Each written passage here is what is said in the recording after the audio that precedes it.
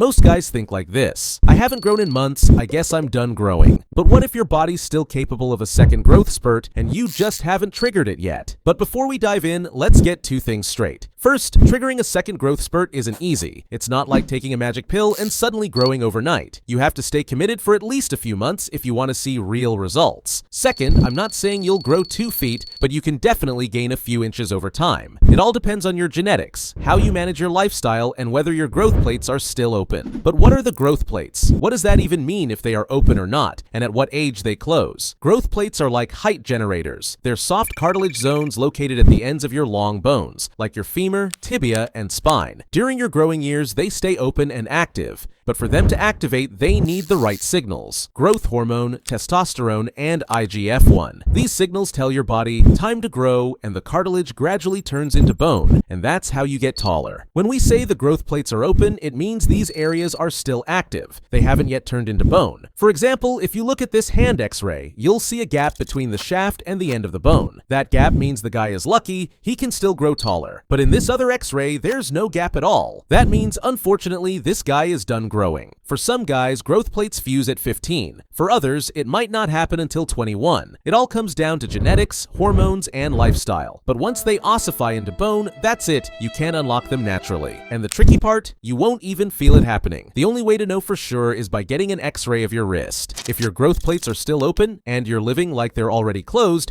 you're wasting time. But if you flip that mindset and create the right conditions, you might just trigger another mini growth phase. And yes, second growth spurts are real. You see, growth doesn't happen in a straight line. As a baby, you grow a few inches every year. Then puberty hits, boom, and you get your first big growth spurt. Hormones spike, bones lengthen, and your whole body levels up. But after that, most guys let their bodies coast. Late nights, junk food, no workouts, no sunlight. So, of course, you stop growing. But what if you got at least 8 hours of sleep every night? What if you ate healthy foods instead of junk, worked out consistently instead of falling into lazy habits, and improved your overall lifestyle? That's how you set the stage for a second spurt. Second growth spurts aren't common, but the people who unlock them all have one thing in common: they live a healthy life. And the best way to do that? Build your lifestyle on 5 core pillars. Let me break them down for you. 1. Sleep. You can't skip getting 8 hours of deep quality sleep every night, even on weekends. Growth hormone doesn't come from pills. It comes from deep, slow-wave sleep. That's when your pituitary gland floods your system with HGH. You can't just say, I'll catch up this weekend. And it's not just about the number of hours. Quality matters too. So here are a few tips to help you improve the quality of your sleep. Sleep in a cool, dark room,